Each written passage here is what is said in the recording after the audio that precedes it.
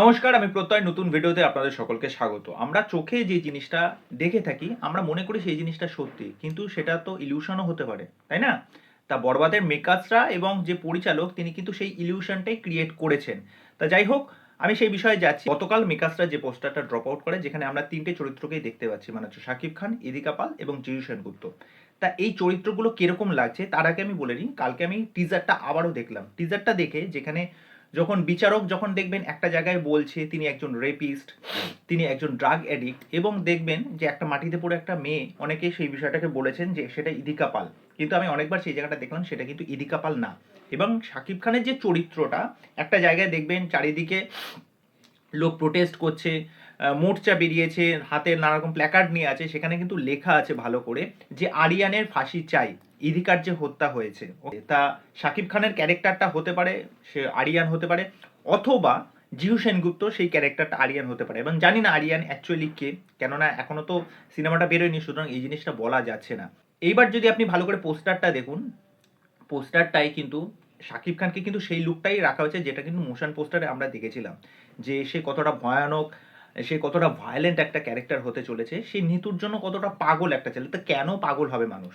দেখুন, এবার পোস্টারে যদি একদম ছোট ছোট ডিটেলিংয়ে আসি, যে আমরা নিতু মানে হচ্ছে ইদিকা পালের ক্যারেক্টারটা দেখতে পাচ্ছি, সে বিয়ের ড্রেসে আছে, ওকে। এবার শাকিব খান তো আমরা জানি সে নিতুর জন্য পাগল, কিন্তু অ্যাকচুয়ালি কি নিতু তার জন্য পাগল? ওকে, হতেই তো পারে শাকিব খানকে সে ধোঁকা দেবে, এটা তো হতেই পারে।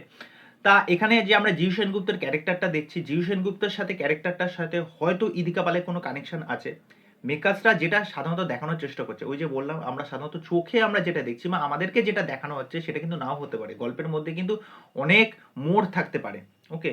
সুতরাং ইদিকা পাল যে এতটা ইনোসেন্ট বা এতটা সুইট হতে পারে এটার কিন্তু কোনো মানে নেই। হয়তো ইদিকা পালের ক্যারেক্টারটা এই শাকিব খানের ক্যারেক্টারটাকে হয়তো ধোকা দিতে পারে। এবার এই যে বললাম আপনাদেরকে আগে যে আরিয়ান, এই আরিয়ানের ক্যারেক্টারটা কে, মানে জনগণ যেটা চাইছে আরিয়ানের ফাঁসি চাই, মানে আরিয়ান অ্যাকচুয়ালি কি তাহলে করেছে?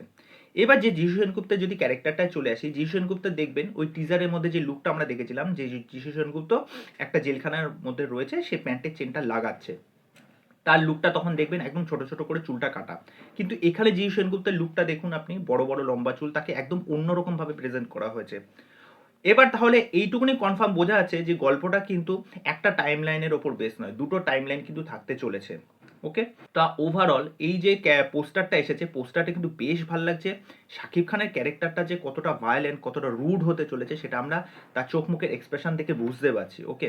তা সে নিতুকে না পেলে তো সমস্ত কিছু বরবাদ করেই দেবে। এবং দেখবেন শাকিব খানের ক্যারেক্টারটার পেছনে ব্যাকড্রপটাও কিন্তু রাখা হয়েছে একদম রেড, মানে তার ক্যারেক্টারটা কতটা হিংস্র হতে চলেছে সেটা কিন্তু বোঝা যাচ্ছে।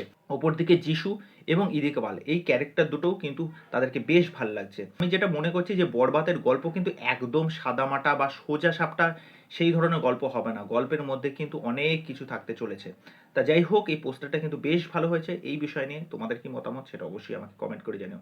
তো চলো, আজকের ভিডিও এখানে শেষ করছি, পরবর্তী ভিডিওতে আবার দেখা হচ্ছে। বাই।